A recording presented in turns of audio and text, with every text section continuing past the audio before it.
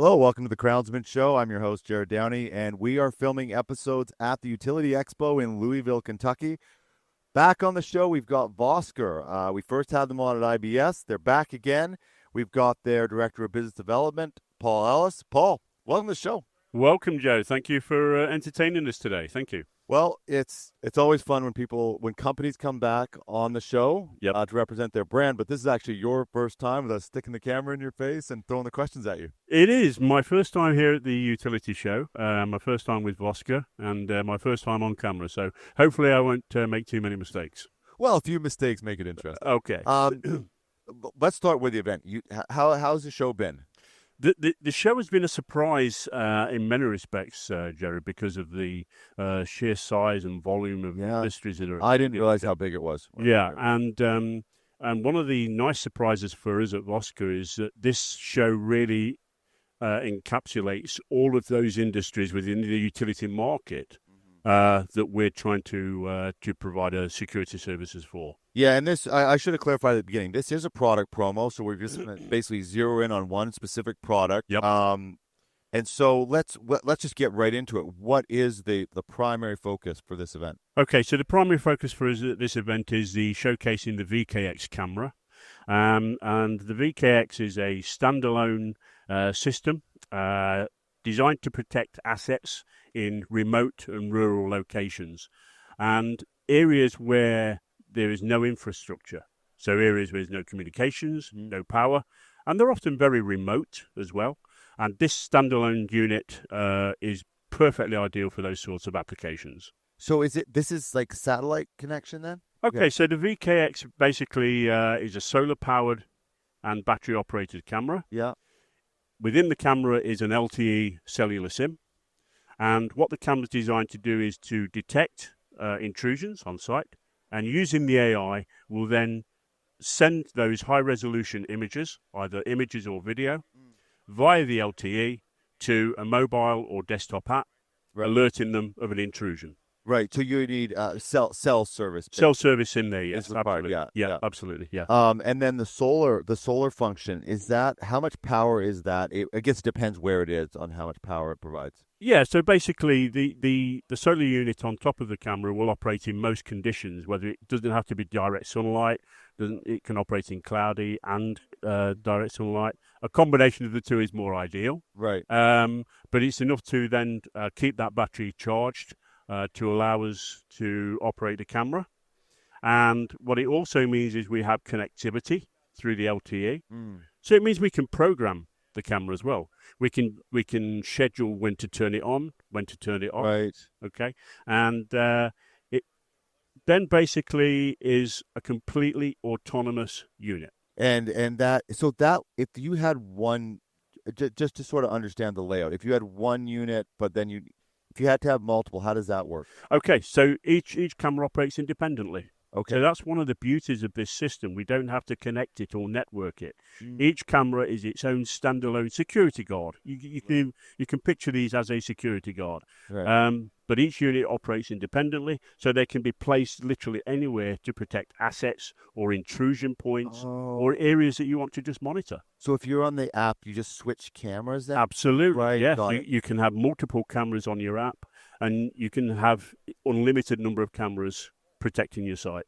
What I was going to ask too is, there's just like the tech on it. Is it like what kind of feed is someone getting? If it's video, if it's image, what are they getting? They can program whatever they want. They can program the camera to deliver just an image, a high resolution image, or they can ask it to do a video.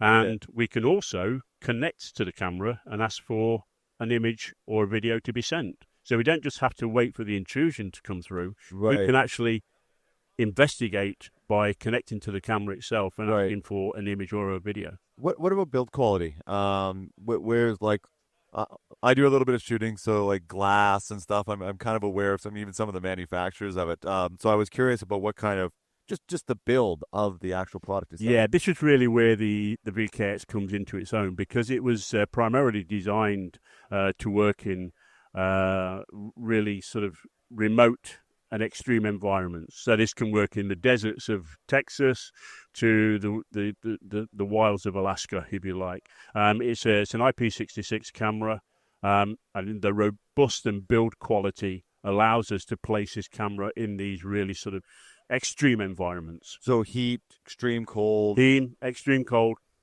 It copes with it perfectly well.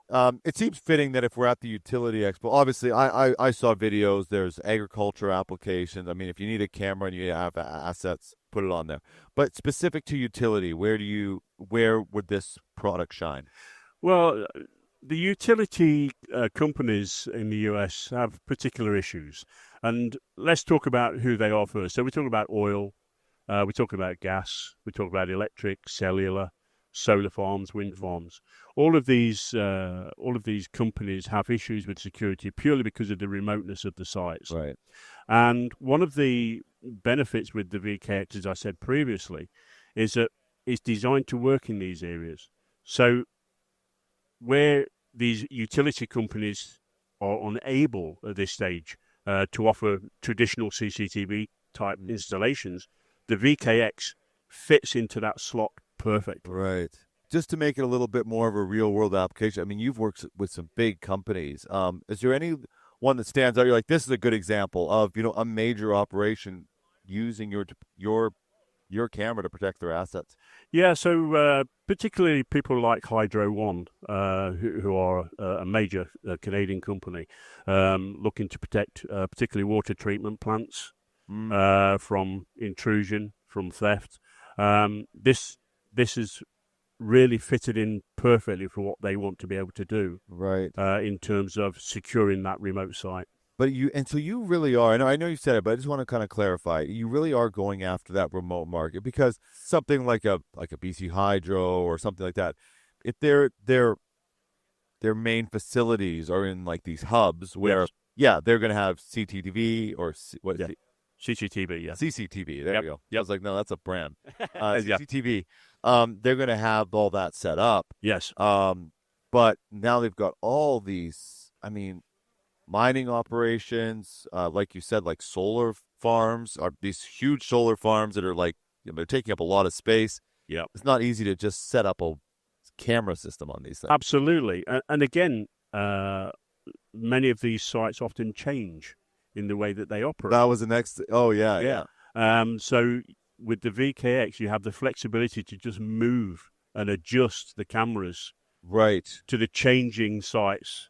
I must like contractors in that must also find a lot of use because if they're doing projects, these remote projects, they can. I see the equipment out there sitting sometimes. I'm like, man, it's just a risk because sometimes it's late at night and there's nobody around.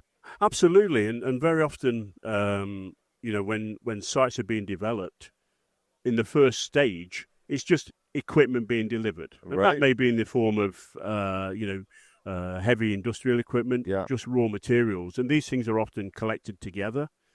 And the VKX can go right at the beginning, protect where those are just stored, even before they start to move to installation. Yeah. And then when the installation occurs, the camera can just be moved to cover the installation. What's the feedback been? I'll make this my last question. What's the feedback been at the Utility Expo? It's your first time here, I think. It's the first time here. We've had a tremendous response, and I think because of the uniqueness of the product and the applications that we can use, we've had an awesome response. There is something to be said too about design. It just looks pretty. It's got all the features, everything, but it looks designed properly. For me, when I first encountered this product. This just says it does what it does, and it says what it does on. Not a bunch of extra lines, and it looks like it's designed to do the work. It is, and one of the unique features of this, it is so simple and quick to set. Right, we're talking minutes to set this up. Right, yeah, no, it's honestly, my family will probably buy about 5 of them, but anyway. How many do you want? Exactly. Well, do I get a discount? Well, no. You'll get a discount. Yeah, there we go. Okay. Thank you very much, sir. Joe, it's been a pleasure. Thank you. And thank you for watching. If you want, I'm just going to, Vosker.com is the website. Paul, do you have LinkedIn? We do, yes. Okay. So follow on LinkedIn. Do you have a personal LinkedIn? I do, yeah. Okay, so we'll put a link if you want to connect directly with Paul. Obviously, follow them on social media. I believe they have a YouTube channel as well. We'll put links to all of that in the description below. Make sure to subscribe to our show, and we'll see you on the next episode.